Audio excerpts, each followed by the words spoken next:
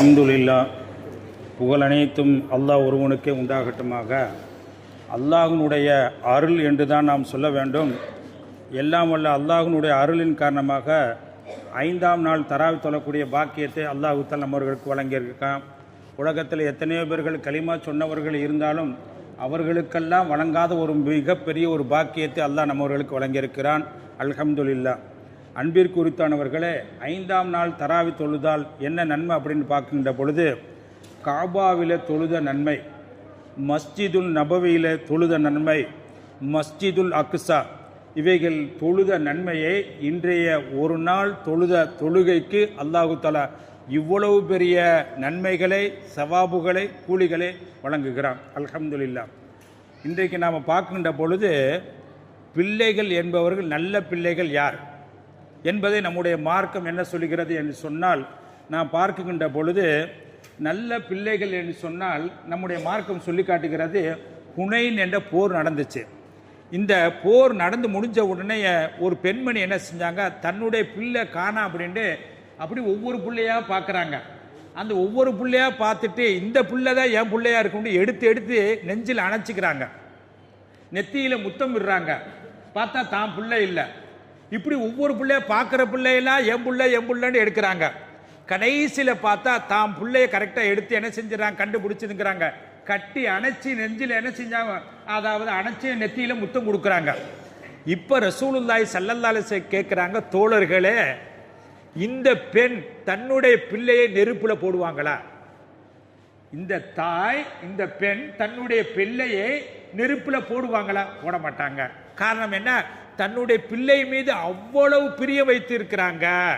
அப்ப பிள்ளை மீது தாய் தந்தை அவ்வளவு பிரிய வைத்திருக்கிறாங்க சொல்லிவிட்டு இன்னொரு செய்தியை சொல்றாங்க, இதை காட்டிலும் இறைவன் நம்மின் மீது என்ன செய்யும், இரக்கம் உள்ளவன், கிருபை காட்டக்கூடியவன். அதனால தான் இந்த 10 அல்லாஹு மர்ஹம்னா, அல்லாஹு மர்ஹம்னுங்கிறது அதிகம் ஓதனை. 5ஆவது நாளை கடந்துட்டோம்.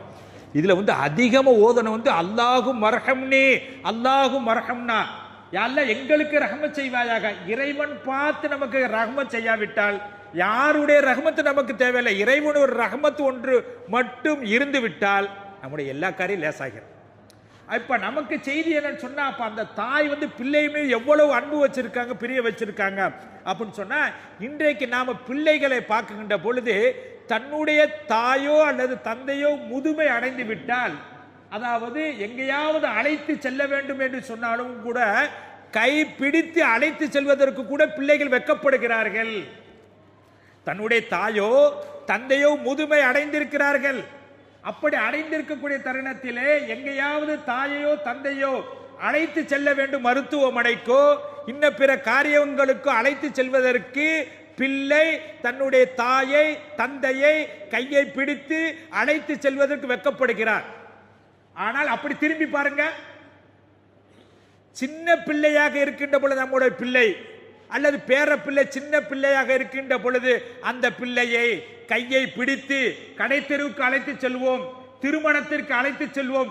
இப்படி போன்ற காரியங்களுக்கு சின்ன பிள்ளை எப்படியோ நடக்க, அந்த பிள்ளை நடக்கக்கூடிய பிள்ளையை இழுத்து செல்வோம் அல்லது என்ன செய்வோம், தூக்கி செல்வோம். ஆனால் அந்த பிள்ளையை, சிறு பிள்ளை அழைத்து சென்றிருக்கக்கூடிய நாம் வயதான பிறகு அந்த பிள்ளைகள் நம்மை அழைத்து செல்வதற்கு வெட்கப்படுகிறார்கள்.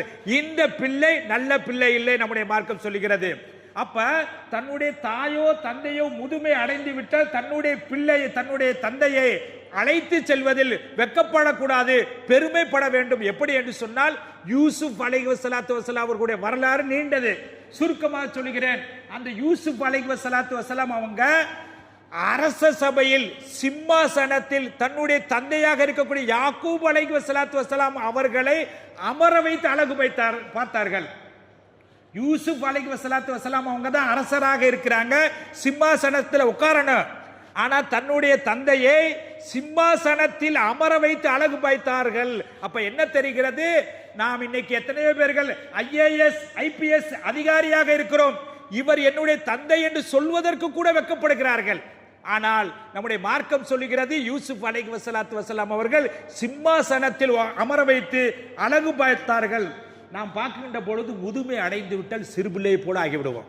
எப்படிங்க முதுமை அடைஞ்சிருச்சு வச்சுங்க, வயசாயிருச்சுன்னு சொன்னா சின்ன பிள்ளை மாதிரி ஆயிடுவோம். எப்படி சின்ன பிள்ளை நீங்க பாத்தீங்களாக்க, அதாவது எதாச்சும் கேட்கும், முரண்டு போன எதை பேசணும்னே தெரியாது, ஆனா அதை நம்ம ரசிப்போம். அப்ப அதே போல முதுமைங்கிறது சிறு பிள்ளையை போல. ஒருவர் ரொம்ப முதுமை அடைஞ்சிட்டார், படுத்து இருக்கிறார். அப்படி படுத்து இருக்கக்கூடிய தருணத்தில் மகன்கிட்ட கேட்டார், இது என்னப்பா அப்படின்னு கேட்டார். மகன் சொன்னா காக்கா அப்படின்னு சொன்னான். கொஞ்ச நேரத்துக்கு பிறகு திரும்ப அந்த முதியவர் கேட்டார், தந்தை கேட்டார் மகன்கிட்ட, இது என்னப்பா? காக்கா. கொஞ்ச நேரத்துக்கு மீண்டும் கேட்டார். அப்ப மகன் கொஞ்சம் வேகமா சொன்னார், அதை எத்தனை தடவை கேட்குறீங்க, காக்கா காக்கான்னு சொன்னேன் அப்படின்ட்டு. அப்போ அவருக்கு என்ன செய்ய, ஒரு மனசுல வருத்தம் ஏற்பட்டுச்சு. அப்போ மகன் என்ன செஞ்ச, அந்த இடத்தை விட்டு போயிட்டார்.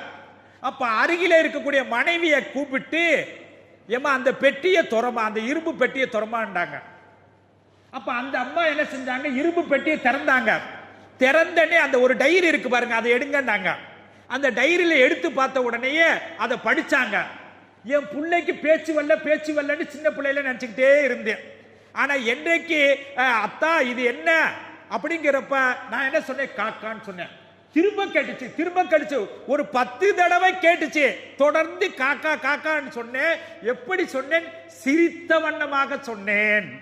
எந்த விதமான முகச்சுளியோ சங்கடமோ இல்லாமல் சிரித்த வண்ணமாக அந்த என்னுடைய பையன் சிறுபிள்ளையாக இருக்கின்ற பொழுது கேட்கின்ற அத்தனை தடவைக்கும் மனது நோகாமல் காக்கா காக்கான்னு சொன்னேன். ஆனால் இப்பொழுது என்னுடைய மகனோ 2 தடவை 3 தடவை கேட்கின்ற பொழுது சிடு சிடு என்று விழுகிறான். அப்ப நாம பார்க்கின்ற பொழுது அந்த நாம அதே நேரத்தில் இருக்கின்ற பொழுது நம்முடைய தந்தை எப்படி இருந்தார்கள் என்பதைத்தான் நம்முடைய மார்க்கம் சொல்லி காட்டுகிறது. இப்படி நாம் பார்க்கின்ற பொழுது யமனில் இருந்து ஒரு தோழர் வருகிறார். எதற்காக? நீண்ட சரித்த சுருக்கத்துக்கு வருகிறேன். ஒரு தோழர் வருகின்ற பொழுது போரிலே நாயகமே, நான் போரிலே கலந்து கொள்ளணும். சரி, அல்ஹம்துலில்லாஹ். இப்ப போருக்கு ஆளு தேவைதான். அப்படி ஆள்கள் எல்லாம் தேர்ந்தெடுத்திருக்கக்கூடிய தருணத்தில் போர்ல நான் தயார் கலந்து கொள்வதற்கு. அப்ப ரசூலுல்லாஹி ஸல்லல்லாஹு அலைஹி வஸல்லம் கேட்டாங்க அந்த யமனிலிருந்து வரக்கூடிய தோழர் இடத்துல, சரிங்க உங்களுடைய தாய் தந்தை இருக்காங்களே? ஆமா, தாய் இருக்காங்க. அந்த தாய்க்கு என்ன சொன்னாங்க? நான் இங்க போருக்கா செல்ல போறேன்னு சொல்லி என்னுடைய தாய் அழுதாங்க. ஆக அவங்களை அழுது கொண்டிருக்கின்ற பொழுது நான் வந்துட்டேன். அப்ப ரசூலுல்லாஹி ஸல்லல்லாஹு அலைஹி வஸல்லம் அவங்க சொன்னாங்க, என்ன சொன்னாங்க சொன்னா, நீங்க போய் உங்களுடைய தாயை சிரிக்க வைங்க, உங்களுக்கு ஃபஸம்ம பில் ஜன்னah, அதுதான் உங்களுக்கு சொர்க்கம். நீங்க போருக்கு வரதை காட்டிலும் உங்களுடைய தாய் அழுத அந்த தாயை, போருக்கு நான் போகல, நபிகள் நாயகம் ஸல்லல்லாஹு அலைஹி வஸல்லம் போருக்கு செல்வதை காட்டிலும் தாயை சந்தோஷப்படுத்துவது அதுதான் சொர்க்கம் என்று திருப்பி அனுப்பிவிட்டார்கள் என்று நான் பார்க்கின்ற பொழுது, அப்ப நம்ம பிள்ளைகளாக இருக்கக்கூடியவர்கள் தாய் தந்தை முதுமை அடைந்தாலும் அந்த முதுமையிலும் பல வார்த்தைகள் சொல்லுவார்கள். அதையெல்லாம் நான் பொறுத்து கொள்ள வேண்டும், சகித்து கொள்ள வேண்டும். நான் சிறுபிள்ளையாக இருக்கின்ற பொழுது, நான் சொல்லுகின்ற பொழுது அந்த நேரத்திலே அந்த இடத்திலே யூரின் இருந்துருவேன், அந்த இடத்திலே மலம் இருந்துருவேன், எல்லாத்தையும் சகித்து கொண்ட அந்த தாய்க்கு முதுமை அடைகின்ற பொழுது நாம் அவர்கள் சொல்லுகின்ற பொழுது சகித்துக் கொள்ள வேண்டும். அப்படி சகித்துக் கொள்ளக்கூடிய நன்மக்களாக உங்களையும் என்னையும் அல்லாஹ் ஆக்கி அருள் புரிவானாக. வாஹிர் தவான் அல்ஹம்துலில்லாஹி ரப்பில் ஆலமீன்.